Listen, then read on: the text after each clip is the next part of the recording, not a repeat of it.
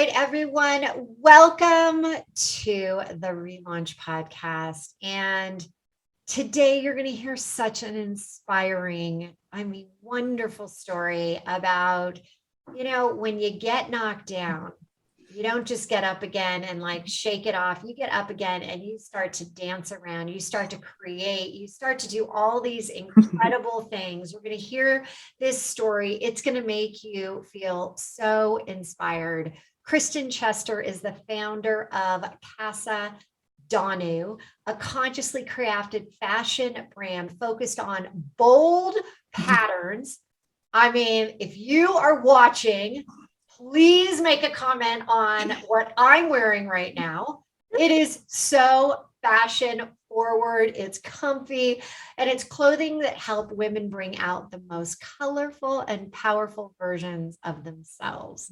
Kristen left her successful career to pursue her passion, and after being diagnosed with breast cancer, she said, you know what? I'm not going backward. I'm only going forward. You're going to absolutely be like blown away when I tell you at what stage in her life what was happening in this massive relaunch that took place at 34. And I got to tell you again, I'm wearing this. Is it a caftan? A caftan, yes. A caftan. And I got to tell you, super flowy, super soft. Kristen, welcome to the show. Yay. Thank you, Hilary. I am so excited to be here. I've been excited for weeks to be on the show. And just excited to tell people my story. It's pretty darn cool. And I am going to post a couple pictures of awesome. Dawning. You look amazing, I have to say. Because this is only one of many that you've created, and the colors and things that, and the flowiness and how comfortable I'm right now in Boulder, Colorado, and it's hot, hot, hot. And I have to say, this is keeping me cool. Like, it's staying cool to the touch. It's staying like as it's, rubbing over me. It's like, ooh, I actually feel like I'm not burning up, which is the goal. Huge. So I'm so excited to be in this. So anyway, let's start with your journey and the significant relaunch that took place. Can you tell us about what went down in your life? Of course. So in January 2020, so right kind of as the pandemic was kicking off, I was 6.5 months pregnant with my son, Rowan, and found out that I had breast cancer, which, as you can imagine, was a huge shock. I do come from kind of a long line and family history of breast cancer. I had mammograms. I had the genetic testing. I was very on top of things, but I had not gotten a mammogram that year because I was pregnant. And, I kept having this pain in my right breast, and, I would go into my OB and I would let them know about it. And of course they said, your body's changing, right? You're changing so that you can become a mother, so you can produce milk. This is normal. Don't, not to worry about it. So it kept on going on and going on. And finally at about 6 months, it was weird. I was taking my dogs on a walk, and we had this. Hold on. When did this first start? When did you just start to feel the pain? So I started to feel the pain probably in October, September or October. So pretty soon into the pregnancy. Very soon into the pregnancy. And so it does, I have to say, yeah. When I got pregnant, I had twins first, and then I had another one. And it is true, your boobs go through a lot of metamorphosis, and there are pains and weird things that happen. So I can understand it, but was there ever fear in you, like, oh my God, what if? Or were you just like, okay, this makes sense? I think there was some what if, just because my mom had breast cancer at 54. She's now in recovery, but my grandmother had breast cancer. She died of breast cancer in her 50s. My great-grandmother had breast cancer. She died of breast cancer. So there was always this fear, but I had been so on top of things, right? I, didn't have the genes. I had in the last year gotten a mammogram. And I just said, oh, this is normal. This is what should be happening to my body right now. And when you felt was there a lump, or was there like It was something that you were like, ow, that's like a hot spot? What exactly? It was more like in the beginning, it was more like a hot spot. It was kind of this dull ache that was there and wouldn't go away. And then sometimes I'd have kind of shooting pains. But it was really kind of this dull ache that was pretty consistent, and it was only in my right side and not in my left side. And I didn't feel a lump until, as I was kind of saying, and when I was about 6 months pregnant, I took my dog to this beautiful kind of park which has like a ton of trees, and it's absolutely beautiful. And I sat down and I just had this gut feeling like something is very wrong. And it was totally calling you. My intuition was calling me. And I think it had been sending signals for a while. And I had just kind of said, it's okay, this is normal. And in the park, I literally went down and felt my breast and felt a lump. And immediately called my doctor's office and said, hey, this is happening. They said, come in tomorrow morning. I did. They felt it. They said, we feel what you're feeling, but it's probably just, a clogged, like it's like a milk cyst, milk duct cyst. How big a lump are we really talking about when you felt it? It was between 2 and 3 centimeters. Well, that's kind of big. Yeah. Yeah. It wasn't small. Wasn't small. Yeah. And, they said it's probably just a kind of a milk duct issue, but, nothing to be super concerned about. But let's go have you go to the breast imaging, just in case. And I was like, okay, like now, like we need to do this now. And they're like, no, it's not a big deal. Just maybe next week sometime, pop in there. So I made an appointment for the following Friday. I went in, they did an ultrasound, and still at that point, they said, this doesn't look cancerous. This looks like, probably a milk duct issue. But then they went in to aspirate it, and it didn't aspirate, which meant that they had to do a biopsy. So at that point, I was scared. Aspirate it. People know what that is. What is yes, that of course. So it meant that if it had been something involving my milk duct, like a milk duct cyst, then going in, they would basically go in and try to drain it. And if any drainage fluid came out, right, that would be an indication this is having to do with a cyst within your breast. If there was no drainage, which there wasn't, then it was an indicator that something else was wrong and we needed to do a biopsy. And so they did.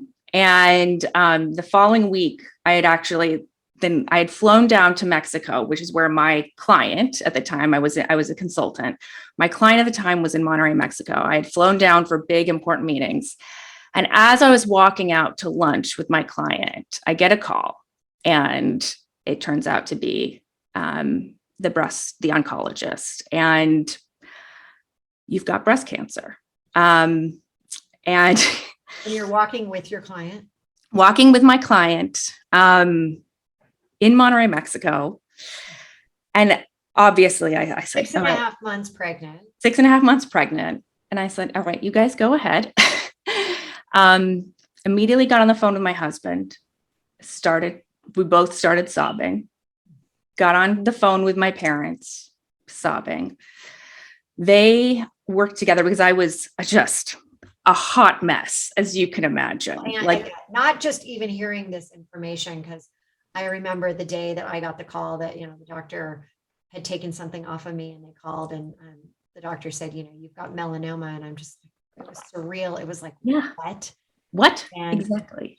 And I can't even imagine then being 6.5 months pregnant as well. You're like, I don't even know how you were able to even at that moment, even do anything. Cause it's so impactful, those words.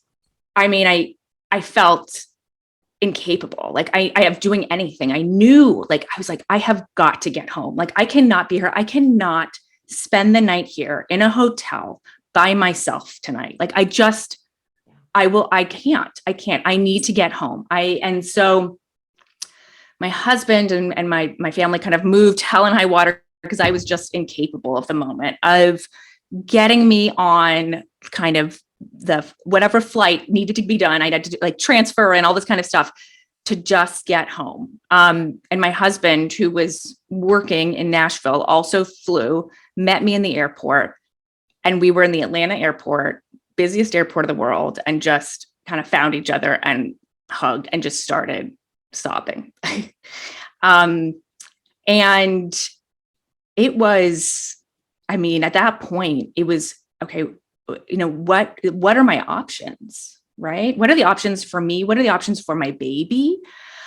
What's going to happen? How bad is it? What does this mean? You know, am I going to be able to be a mom to this boy?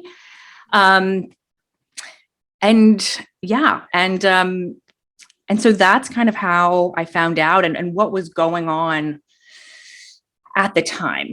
And we were able to kind of quickly get in. You know, I have an amazing oncologist at Emory here in Atlanta, at the Winship Cancer Center. And, you know, quickly created a plan of action, which, I mean, just gave such relief. It was the not knowing, right? That those few days of not knowing what is our plan was, I mean, yes, the hardest days, I think, of my life, of my husband's life. Thank goodness it was a couple months before the whole lockdown. Yes. So Yes. there, so he could be there. Exactly. But so we were able to get a plan in place.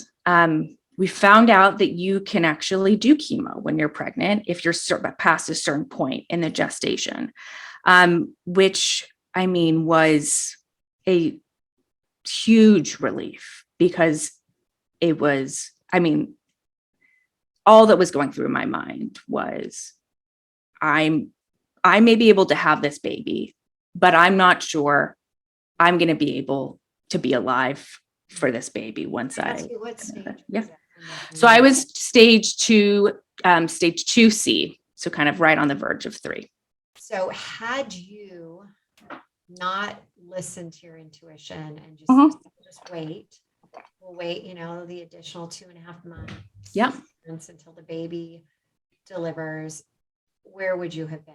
Was it fast moving? It was fast moving. It was, so I was diagnosed with triple negative breast cancer, which is one of the more aggressive, fast moving cancers. So I have no doubt that we would have been in a very different scenario. I mean, I feel very lucky that I was only in stage 2.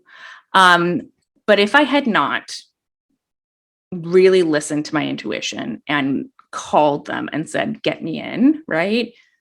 There's no doubt in my mind that we would be in a very different situation right now. And this is why, you know, in the book that I just wrote and what I teach, it's like intuition is this gift. Right. And so many people think of it like, you know, I think I'm going to listen to what everyone else, the doctors, the this, the that, you know, the employees, I'm going to go with this idea, but I know, I have the sense, I have the feeling that it's not that way. Right. And thankfully you listened. Yeah. And, you know, there's ways to tap into your intuition. There's ways to like leverage it. There's a way to grow it, harness it. I mean, it's just like, thankfully that day in the park with your dog, you're like, oh my gosh, I feel it. I now know it. We are doing this. I'm going fast. It's not a milk truck. It's not. Exactly. This is not an option. We need to figure this out. But it took me a long time, right, to listen to that. And I'm just very, very, very happy that I did. So you ended up going through chemo. Yep. And how long did that process take? Did you have to continue even after the baby was born? Yes. What? So was it Rowan? Is that what you said? Yes, Rowan. Yes. Rowan. Love the name Rowan. But Thank Rowan you. ends up being born, totally healthy baby. Healthy, beautiful baby. So I ended up doing 4 big rounds of chemo before he was born. And then we induced him about 4.5 weeks early so that we could accelerate me getting back into chemo. So he was born April 10th, 2020. So like pandemic is in full swing. I had just gone through 4 big rounds of chemo, given birth. I mean, thank God he was born healthy. He was a preemie, but he was born healthy and beautiful. And then I took a break for 2 weeks and then went back into chemo for about 6 more rounds of chemo. And, again, this is kind of when the pandemic is really starting to boil up. And then ended up letting my body rest for about a month, and then went in and had a double mastectomy and reconstruction. You were just like, no, I'm not messing around. Yeah. Like, no, thank you. Let's get rid of these bad boys. Just get rid of both of them. Don't want to even have to worry about it. So, that was, it was all, said and done it dragged on because I had some complications and infections from the reconstruction surgery that took me into 2021. So, I would say it would be, a full year, right, of treatment and surgery and recovery and complications. And I think finally, kind of probably about this time last year is when I started to feel a little bit more like myself again. Feel kind of like come back. You are so strong. The fact that, for so many of us, just having the baby is an emotional roller coaster. You add a year, the first year of Rowan's, life, and you're trying to deal with all of that, be the first time mom, be the, wife, be in a pandemic. Okay. Deep breath. And I look beautiful. You're Thank so you. like the last time I talked to you, I was just so in awe with what you have done and who you've become through Thank you. ReLaunch. Incredible. Thank you. There is something that I decided very early on in the experience.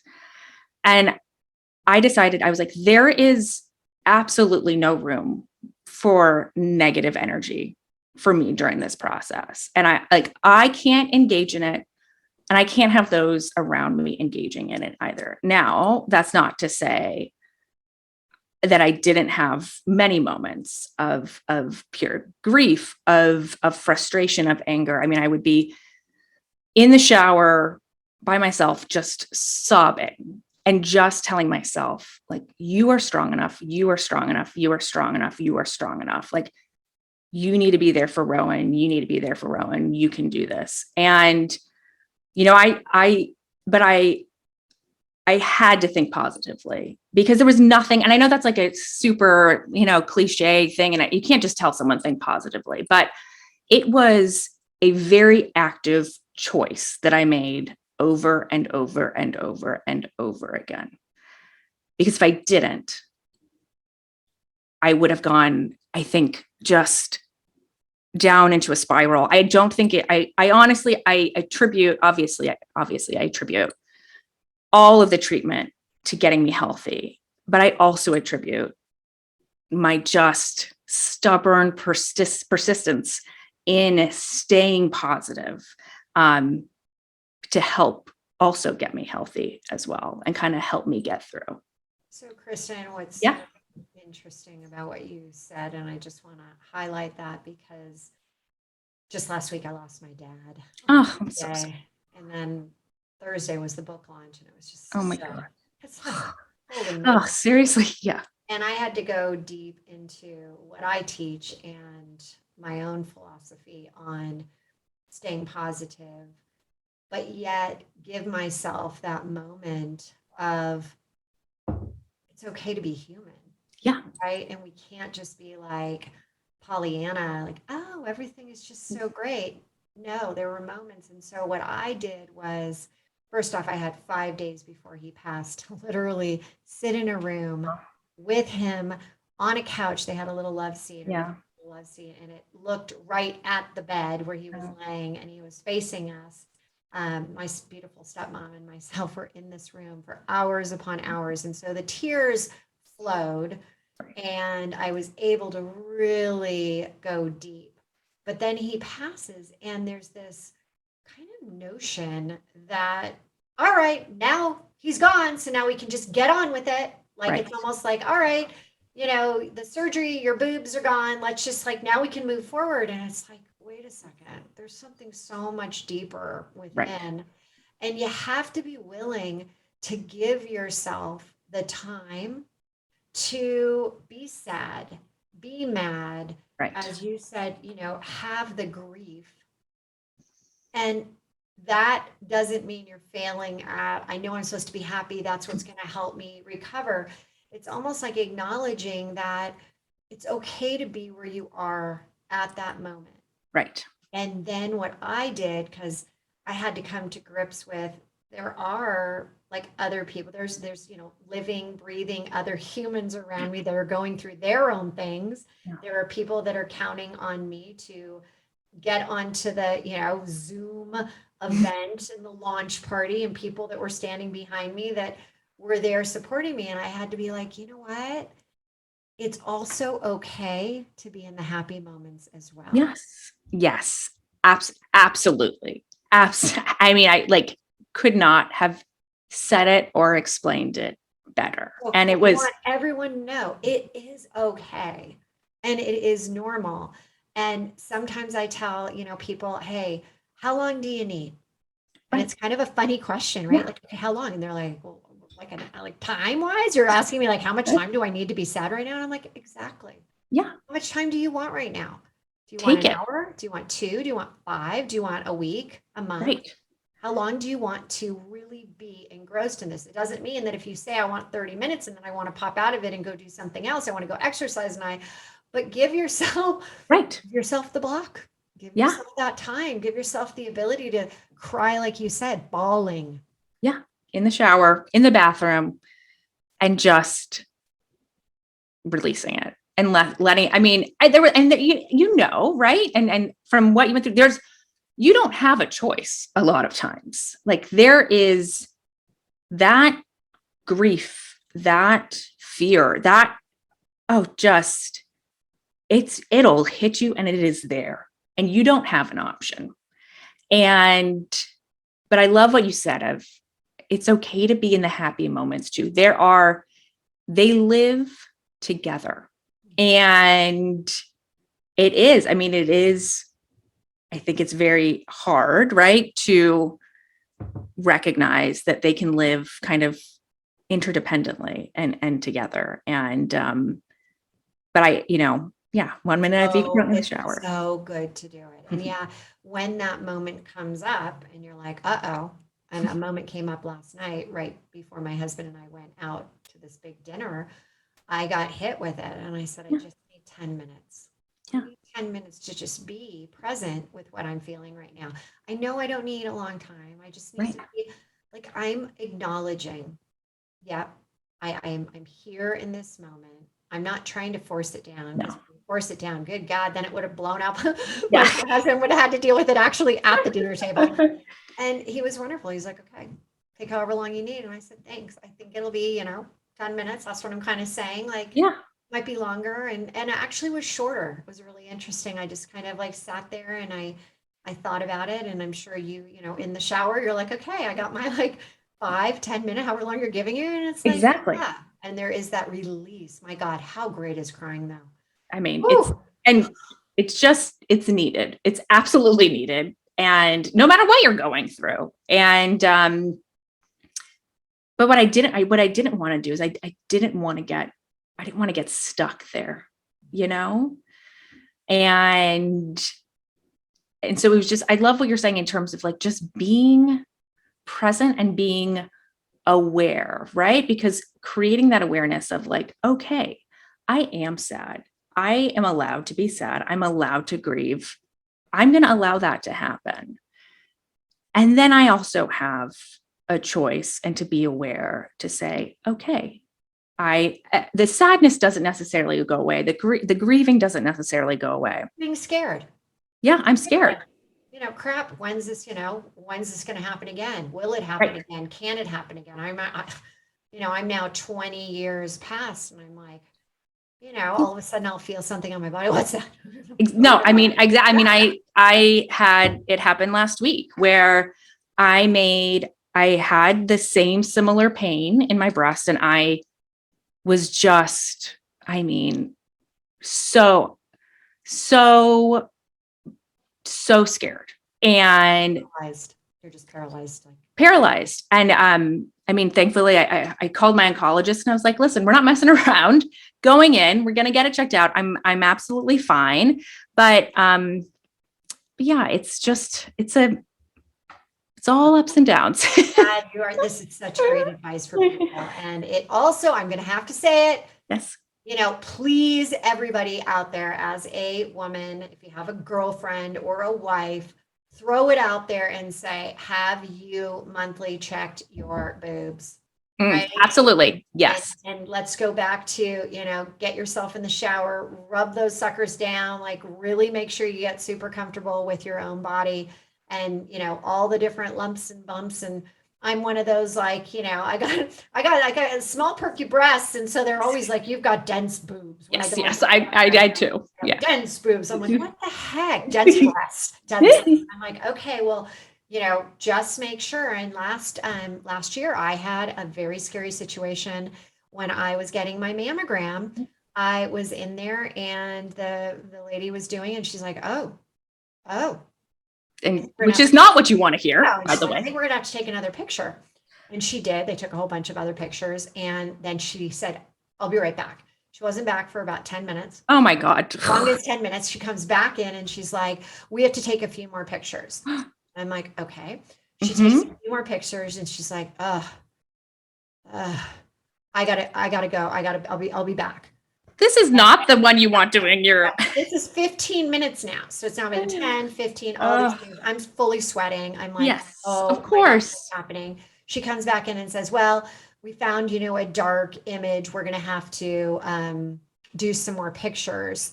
And I just looked at her. I'm like, this seems really like, what are you doing when you leave the room? Right. Like I need to be involved in that. Yeah. I'm like, you're not sharing anything. She's like, well, come over and look at this. And I look, I'm like, I don't know what that is. And she's like, nor do we. So they took a lot more pictures. And finally she left again, no joke, for 20 minutes. She comes back in. Hilary. She comes back in with the doctor. Oh. And the doctor says, okay, I just want to let you know you are just fine. But the first image, we saw a shadow. We cannot, replicate it again. You're totally fine. I'm like, are you sure? Yeah, right. Like now I'm not so sure. Are you sure? Take some more pictures. Like, dude, no, we've done this. We're good. We're good. We'll see you in a year. Oh, I walk out. I'm like physically just like, no. And it's like, I call my husband. I'm like, I'm okay, but I got to tell you. And I said, I'm super happy as I'm going through the hospital right now, but this is what I just went through. The whole thing took about an hour and a half. So I just got back about 2 weeks ago and they now have this super cool new machine that does an even better job with our dense breasts. Yes. And within like 10 minutes, she's like, you're fine, go. I'm like, oh, great. Oh my God. But hallelujah. Yes. All these things. When I go to my skin doctor and he's like, you're fine. You're good. I'm like, there is that moment of we just want to hear. I know one of my best friends just passed her, I think it's like a 5-year mark. Yeah. Her with, and she sent a note out to everyone and was like, I just got, she no longer has to go to the oncologist. That's amazing. And so that's so beautiful. So you know what I wish for you right now? Yes. Is easy Thank you. And all of these, you never have another one of these like, hiccups and you're just, you with your positive attitude, you with your life, you with all of that. But we have one more small part I really want. I'm wearing this outfit. I need people to know you chose something very interesting. Not only did you have this massive relaunch, you ended up deciding to change everything in your life. Everything. Career. So what happened? Yeah. So, I mean, okay. During that time, when I was in treatment, when I was getting surgery, when I was a new mom, I was in bed a lot and you are just exhausted and you feel your worst. You don't look like you. And you are just, I was like this shadow of myself. And I think anybody who's gone through cancer and treatment or has been by the side of somebody who has, which is unfortunately so many of us, knows that it takes it out of you. And I was also I was in this uniform of like men's oversized t-shirts and baggy sweatpants. And I looked at myself, I walked by the mirror one day and I was like, this is not you. And although like I couldn't change physically what was happening to me at that moment.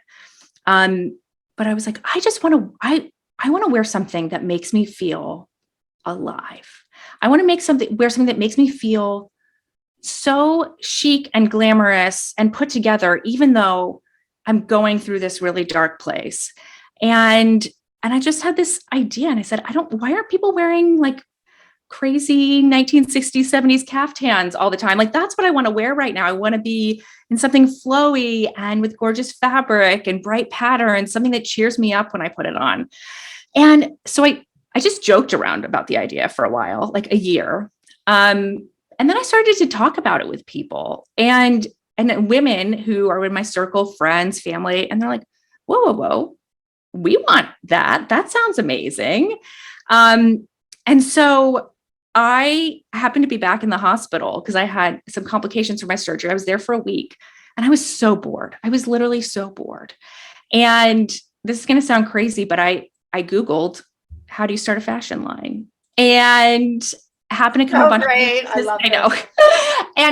bunch of resources and found a great incubator for sustainable fashion startups, and applied, and they accepted me. And I said, oh crap, like I'm doing this. I'm doing it.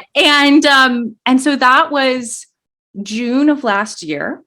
And I just launched Casa Danu, my brand that's focused on caftans and matching coordinated sets. I launched yesterday. And congratulations. So, and it's, and you're wearing one. I'm wearing one too. I'm wearing our fuchsia hot pink. And one that really belongs like on the cover of like Palm Springs. Exactly. This is like, this is what I like to call your like après everything look, but like I just wear them around the house all the time, but like 5 p.m. sunset cocktails by the pool, going out for like. For those that are not watching us with YouTube, I've got like a royal blue. It's got orange. It's got kind of fuchsia, white cream. I mean, we're talking like literally, I should be on like, I think it's called El Paseo in Palm Desert, walking down. And I kind of envision having, I don't even drink martinis. Total martini vibe. I'm like, come on. I mean, I really feel it. That's okay. And that is what, like, I want women to feel. I was like, I don't think you don't have to go through cancer, right? To want to feel like beautiful and like enlivened and joyous. And by the way, it has pockets. It's got pockets too, because we need pockets. And so, and we launched yesterday and we had a great day. And I'm so excited. And today I announced we're actually partnering with an amazing organization called the Breasties, which is an organization that helps create community for previvors, survivors, thrivers of breast cancer and gynecological cancers. And 5% of all of my sales are going to be going to the Breasties to help support them. And that is so incredible. And you know what? I just looked at the time. I'm like, holy moly, we just spent so much time. But where can people get one of these amazing caftans? How can they get a hold of them? How can they start to look like they belong on, the streets of, Palm Springs and Miami and St. Bart's, places that, St. Bart's, all the places that we want to be. Exactly. How can they get one of these? They can come to casadanu.com. So that's CASADANU.com. We're doing a pre-sale. So that means that we are kind of for the next 2 weeks or in the next few weeks, we're going to be selling kind of my first collection. And then we're going to go move into production. So that means that all the garments aren't going to be made until you actually order them.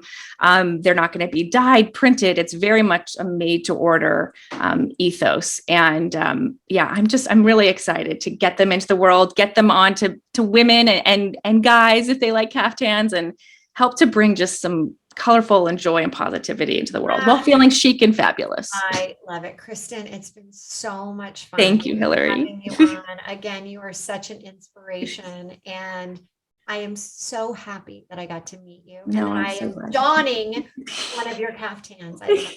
So thank you, everyone. Until next time. Mhm. Live now, love now, relaunch now, and start making life happen for you. Take care.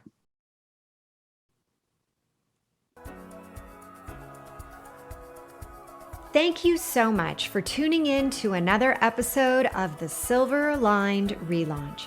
If I said something today that resonated with you, will you please head over to iTunes right now and leave us a 5-star review and share this episode with others and help them find the silver linings as well. And don't forget, you can have immediate access to the show notes, any giveaways, and the links to those amazing beauty products at therelaunchco.com/podcast. Until next time, there's always a silver lining, and now is the time to hit the reset button to relaunch those transitions into transformations.